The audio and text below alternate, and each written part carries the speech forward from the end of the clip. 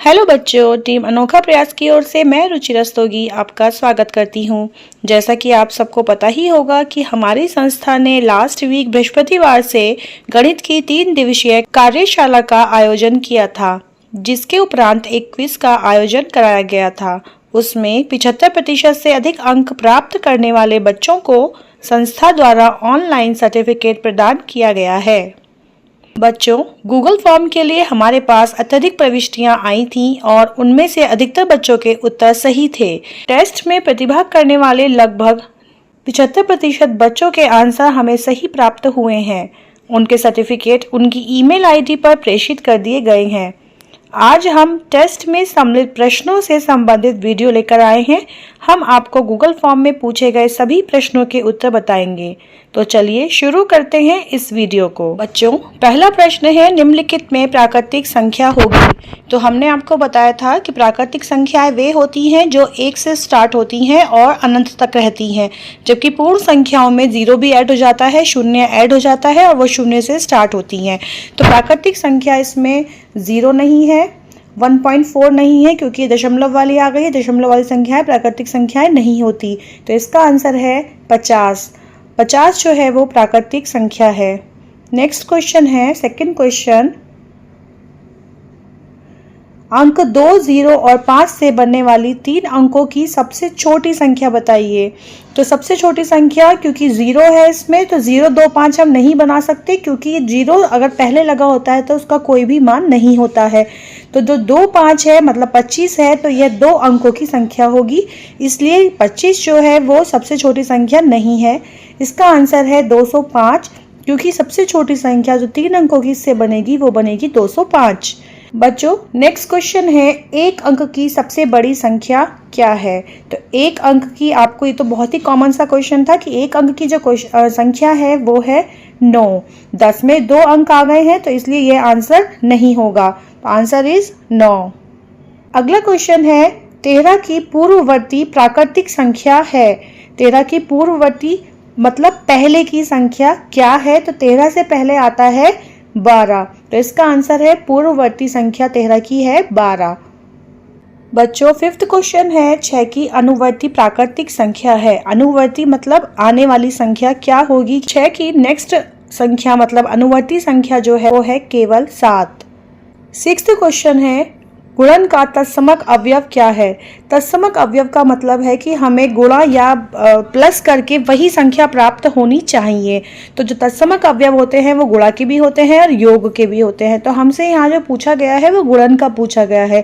तो ऐसी कौन सी संख्या इनमें से जिसको हम गुणा करने पर वही संख्या प्राप्त करेंगे। तो आंसर है इसका 1। अगर हम 1 से किसी भी संख्या को गुणा करते हैं तो आंसर हमें वही संख्या प्राप्त करता है जिससे 1 को गुणा की जा रही है। तो इसलिए इसका आंसर है 1। 7वां क्वेश्चन है, सबसे छोटी पूर्ण संख्या है। तो मैंने आपको पहले भी बताया था कि सबसे छोटी पूर्ण संख्या 0 होगी, क्योंकि पूर्ण संख्याएं 0 से स्टार्ट होती हैं और प्राकृतिक संख्याएं 1 से शुरू होती हैं। 8वां क्वेश्चन है, निम्नलिखित में कौन सी प्राकृतिक संख्या नहीं है। तो अगेन आंसर इज 0, क्योंकि 0 पूर्ण संख्या है, बाकी सब जो हैं ये प्राकृतिक संख्याएं और पूर्ण संख्याएं दोनों हैं। तो इसका आंसर है 0। नेक्स्ट क्वेश्चन है बच्चों, किसी पूर्ण संख्या में शून्य जोड़ने पर योगफल बढ़ जाएगा, घट जाएगा, वही पूर्ण संख्या रहेगा या शून्य हो जाएगा। तो बताइए, अगर आप 0 में 5 या जोड़ रहे हैं तो आंसर क्या आएगा, 5 ही आएगा ना।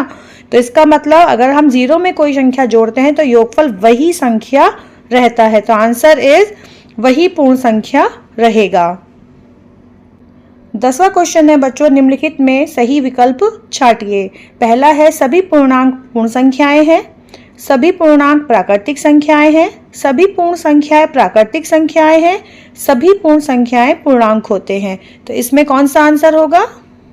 इसका आंसर होगा सभी पूर्ण संख्याएं पूर्णांक होते हैं। देखिए बच्चों, पहला ऑप्शन है सभी पूर्णांक पूर्ण संख्याएं होते हैं। तो जो पूर्णांक होते हैं बच्चों वो माइनस वाले भी होते हैं, जबकि पूर्ण संख्याएं माइनस में नहीं होती हैं। दूसरा ऑप्शन है पूर्णांक प्राकृतिक संख्याएं होते हैं। तो सेम लॉजिक इसके साथ भी है कि पूर्णांक माइनस वाले होते हैं, लेकिन प्राकृतिक संख्याएं भी माइनस में नहीं होती हैं।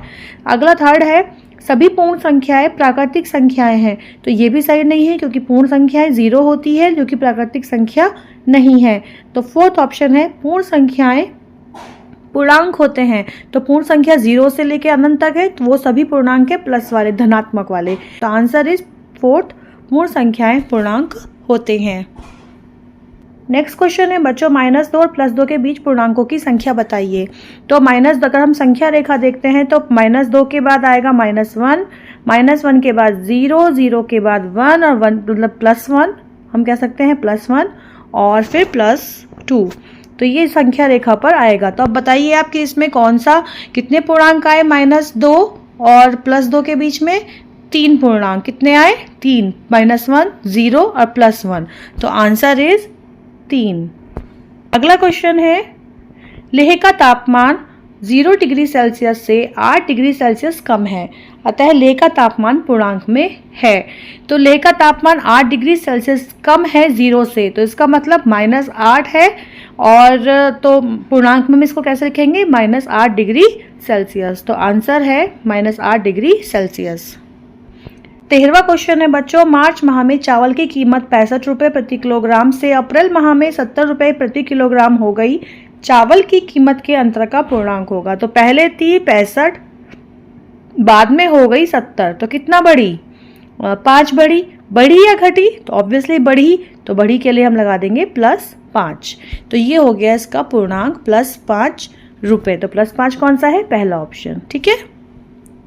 शून्य है, शून्य क्या है? धन पूर्णांक, ऋण पूर्णांक, पूर्णांक या पूर्णांक नहीं। तो शून्य ना तो धन पूर्णांक है ना ऋण पूर्णांक है, और लेकिन पूर्णांक होता है, तो ये आंसर बनेगा ओनली 3 कि पूर्णांक है, ना तो धन है ना ऋण है, क्योंकि दोनों के बीच में आता है। और बच्चों लास्ट क्वेश्चन है, निम्न संख्याओं को आरोही क्रम में लिखिए। तो आरोही क्रम कौन सा होता है? बढ़ता हुआ क्रम, कि पहले सबसे छोटा, फिर उससे बड़ा, फिर उससे बड़ा और फिर सबसे बड़ा। और हम आपको बता दें कि माइनस में क्या, जब ऋणात्मक पूर्णांक होते हैं उनमें एक बात होती है कि जितनी बड़ी संख्या है माइनस लगने के बाद वो उतनी ही छोटी हो जाती है।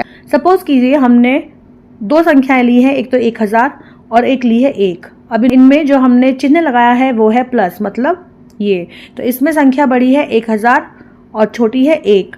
लेकिन अगर हम लिख दें 1000 और 1 माइनस के साथ, तो माइनस लगते ही जो 1000 है वो हो जाएगा छोटा और 1 हो जाएगा बड़ा।